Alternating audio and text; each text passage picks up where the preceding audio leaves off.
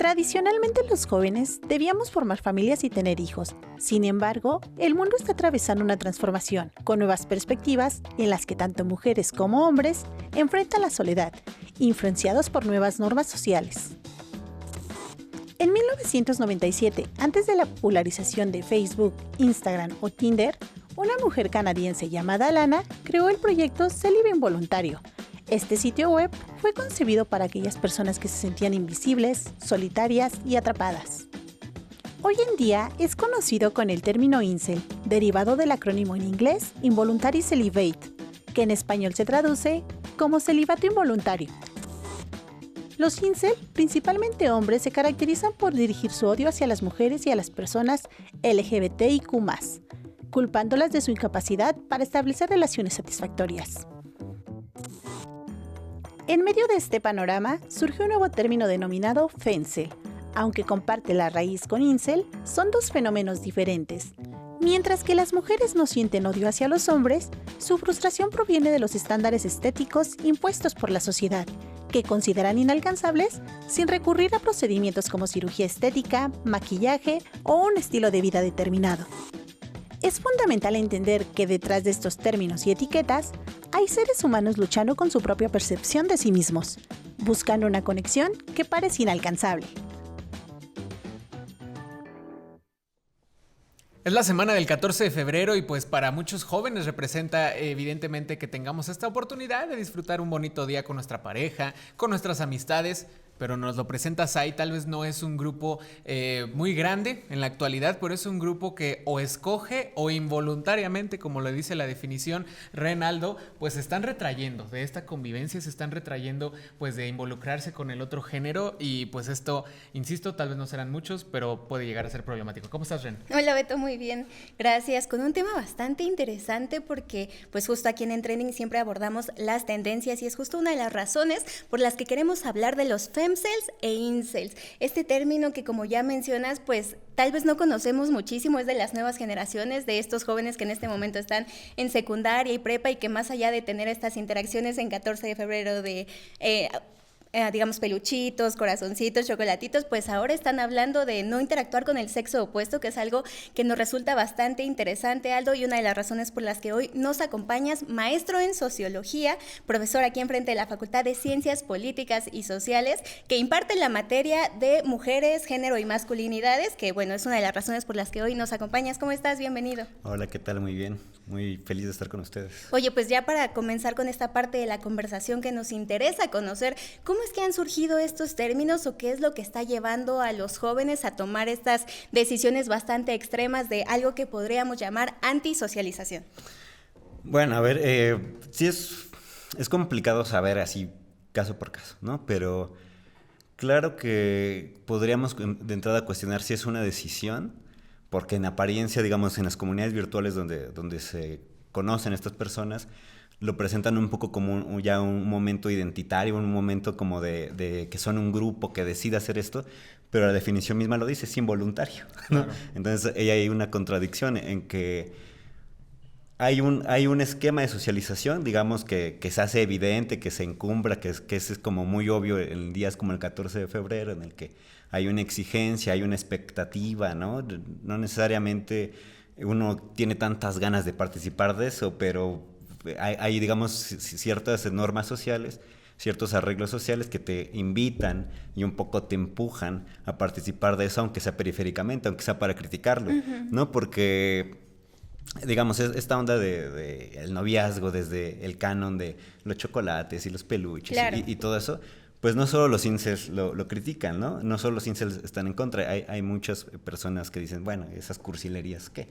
Yo no participo de eso. Pero los incels, digamos, al ser personas que no están encontrando formas de relacionarse, no solo con el sexo opuesto, ¿no? Sino con personas del mismo sexo, es decir, que no encuentran relaciones amorosas con las que se puedan, digamos, desarrollar ciertas expectativas de la vida, pues bueno, se encuentran en momentos de soledad, se encuentran como excluidos de un tipo de socialización que bueno, digamos, tiene muchas formas de criticar, ¿no? Desde el consumismo, etcétera, pero que ellos quisieran participar, ¿no? Esa es la cuestión. Es un rechazo más bien como desde el deseo, ¿no? No tanto desde tal vez una postura crítica, pero una postura crítica de me estoy retrayendo, perdón, porque me siento rechazado, porque quisiera ser parte, ¿no? Y son varias los elementos por los que se hacen sentir así, ¿no? O sea, que al final de cuentas en estos grupos de internet, y ahorita hablaremos de eso, pues es donde surge, ¿no? Es donde surge y además de donde empiezan a reproducir estas ideas. Sí, y bueno, a ver, digamos, por una parte están excluidos de la socialización del canon de ir al cine con el novio y la novia, ¿no? De ir al parque o estar en la casa viendo, bueno, etcétera, ¿no? O lo que es el centro de todo, que es las relaciones sexuales, ¿no? Que es el celibato involuntario. Están excluidos de eso, pero digamos que hay algo anterior a esa exclusión, que es la exclusión, en el caso de los incels específicamente, en tanto son hombres, o digamos, este término se ha acotado a los varones, están excluidos también de cumplir con las expectativas de la masculinidad, ¿no? De los mandatos de la masculinidad. Es casi obvio que ningún hombre cumple con los mandatos de la masculinidad, simplificando un poco, digamos, con la fortaleza física, la proveeduría de la familia, la virilidad, el liderazgo, ¿no? Las diferentes idealizaciones que se hacen de qué es un hombre. La mayoría de los hombres no las cumplimos, incluso a nivel físico, ¿no? La altura, en algunos casos tener mucha barba tupida, una voz grave, etcétera, etcétera. Musculatura, ¿no? Que la mayoría de los hombres, ninguno cumple con todas, ¿no? Claro. Es muy complicado. Pero los incels parecería que sí están radicalmente excluidos de eso, ¿no? Digamos que en la ficción de las identidades masculinas medio cumples con algo, ¿no? Porque eres bueno en algún deporte o tienes cierto carisma, etcétera. O la proveeduría, ¿no? Que es el método económico, es por el que muchos hombres consiguen cumplir con esos mandatos de la masculinidad. Pero los incels parece que no logran entrar de ninguna manera en esa ficción y acaban en una identidad masculina que tradicionalmente ha sido marginada y excluida, pero que con estos movimientos de internet está reivindicándose desde discursos pues muy antimujeres, ¿no? Discursos de odio, Aldo, que pues ¿quién se trataría que sea el sector más vulnerable? Evidentemente pues volteamos a ver inmediatamente a los jóvenes, ¿no? O sea, nosotros que estamos inmersos en internet, es donde se están reproduciendo estas ideas, pero particularmente ¿podrías decirnos que hay un sector aún más vulnerable, acotándolo ya dentro de la juventud? Sí parece que, y digo, los incels, así yo que tengo conocimiento de que de que esto tiene algún tipo de presencia en México, lo sé hace unos 3-4 años, ¿no? En ese momento yo leí reportajes, leí diferentes cuestiones de incels en México, ¿no? Porque en Estados Unidos es otra cosa que tiene más tiempo. Pero en México, digamos, su presencia sí es más notoria de los últimos 5 años más o menos para acá. Uno pensaría en ese momento tenían 15, ahorita tienen 20, ¿no? O tenían 17, 18 años más o menos, pues ya son 20 ahorita. Lo que yo he observado en las redes y con ciertos youtubers, si quieren ahorita hablamos de eso, ciertos influencers que, digamos, agrupan, digamos, son como íconos de los incels, pues es que son gente muy joven, ¿no? O sea, son gente que tiene 14 años, entre 14 y 17 años. Entonces, claro. Además, gente que, por ejemplo, su tiempo de socialización en la escuela lo pasó en casa durante la pandemia, ¿no? Ese tipo de factores de la soledad y de, digamos, de no poder conectar, llevar una socialización más o menos normal, pues los fue radicalizando.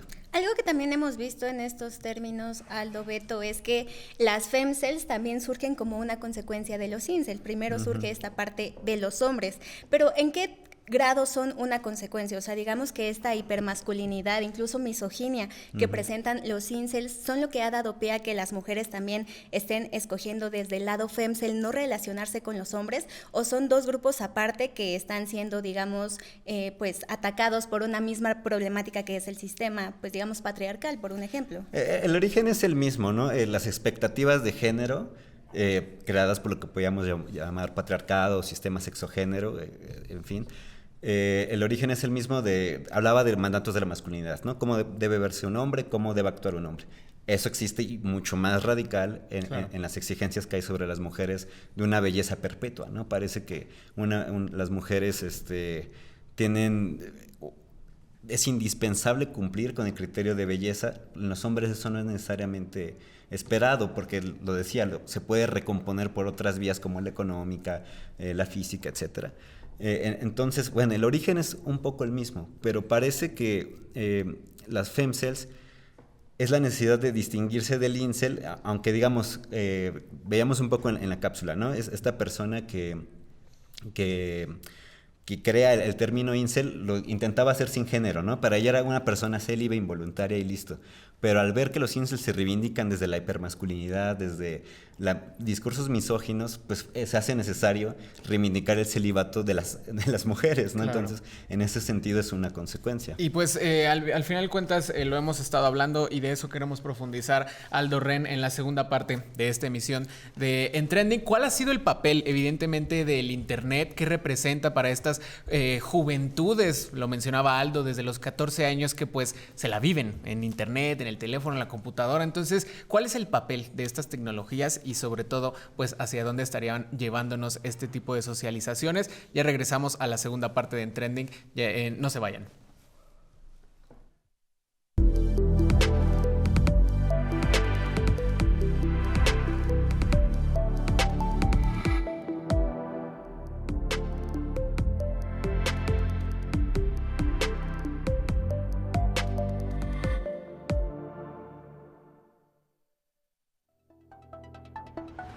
Como podemos ver, la ideología incel y femcel se relaciona con varios aspectos sociales, psicológicos, de género y sexualidad que no son tan sencillos de entender. Enseguida desarrollamos un breve glosario que puede ayudarnos a comprender las prácticas incel y femcel. En el universo conocido como manósfera se halla la red de sitios web, foros y redes sociales donde se promueve la masculinidad bajo un comportamiento hostil hacia las mujeres. La hipergamia define que las mujeres son demasiado selectivas sexualmente y menosprecian a los hombres. 3 metáforas muy utilizadas son píldora roja, píldora azul y píldora negra. La roja indica un despertar de los hombres a la realidad para construir una vida bajo ideas misóginas. El color azul indica que los hombres siguen viviendo en la ignorancia, no han despertado.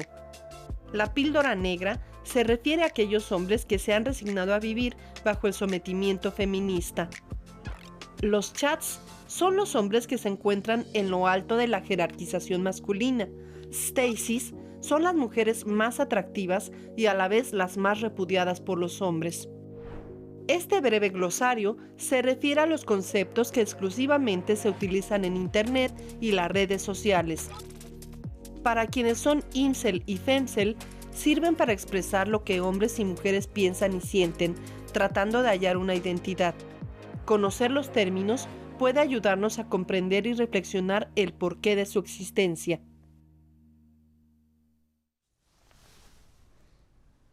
Ya estamos de regreso aquí en Trending para continuar hablando sobre incels y femcels con motivo del 14 de febrero. Y es que ya veíamos algunos de los términos que utilizamos los jóvenes para hablar sobre estos fenómenos, particularmente en Internet, que es algo que nos mencionabas, Aldo Bravo, nuestro invitado de hoy, para hablar sobre este fenómeno que ha surgido entre los jóvenes. Y nos decías, es que esto solo se utiliza en Internet. Entonces estaríamos hablando que es un espacio bastante importante para que estos fenómenos continúen. Pero ¿por qué particularmente estos espacios que son meramente digitales?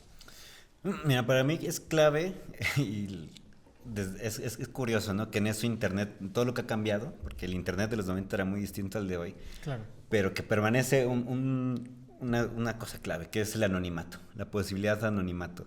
O sea, sin la posibilidad de reunirse de forma anónima, que en los primeros foros noventeros más usados en Estados Unidos, en el mundo anglo, te haces nombres de usuario así, y puede ser Macho Man o cosas así bien locas, ¿no?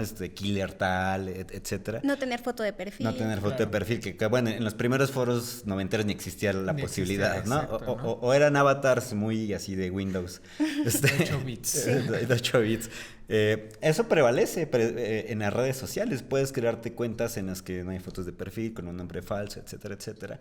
Y en los foros en los que se reúnen, que veíamos, ¿no? De la manósfera, ¿no? Porque son diferentes tipos de foros en los que se reúnen. En español se le ha llamado la machósfera. Pues es más sencillo decir cosas que no te atreves a decir cara a cara, ¿no? Claro. Que no puedes decir públicamente. Y que en ese sentido, por ellos se sienten como una suerte de esto, ¿no? De que despertaron de la realidad y pueden decir las cosas que los demás no pueden decir, ¿no? Como una rebeldía misógina, ¿no? Porque se están rebelando ante la supuesta hegemonía feminista que ahora existe, etcétera. Entonces, bueno, la cuestión anónima es súper importante. Sería muy difícil que se reunieran presencialmente en un parque, en un club, ¿no? Así como hoy reunión de incels, incluso daría vergüenza, ¿no? Claro. Entonces, en ese sentido, Internet es fundamental. Ese primer inicio, como dices, ¿no? O sea, tal vez conocer a alguien y saber que los vas a conocer porque compartes estas ideas en persona, pues sería mucho más, pues uno tendría un poco más de pena, ¿no? Un poco más pero en internet pues lo vuelve mucho más fácil de proliferar. Aldo, lo que hablabas desde la primera mitad de este en Trending, las edades, particularmente quisiéramos centrarnos en esas edades de 14 a 17 años, son pues jóvenes de secundaria, saliendo de secundaria, entrando a la prepa. ¿Qué tan grave es? O si lo estamos exagerando, tal vez estamos sobrereaccionando y protejan a los niños, pero ¿qué tan grave es o qué tan impactante? Tal vez no usando la palabra grave, pero ¿qué tan impactante es para ellos el que se vean expuestos a este tipo de contenidos, a este tipo? Todos sabemos, hemos visto un video en YouTube y YouTube te avienta otro similar, TikTok lo mismo, o sea, ¿qué tan impactante es para ellos el tener este acceso en una etapa tan formativa como lo es los 14, 15, 16, 17 años?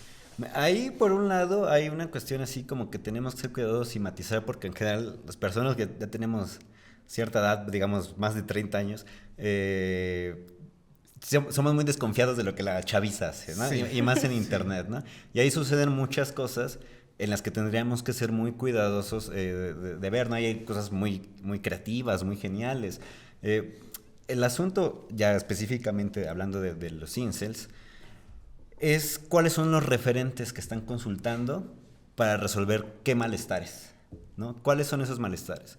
No me puedo acercar a una mujer porque me va a rechazar porque soy feo, ¿no? Entonces, ¿qué hago? Lo googleo, busco en internet y me aparece un tipo, igual no es necesario decir nombres específicos de estos influencers, que me dice, la culpa son las mujeres que ya no aceptan su rol tradicional y ahora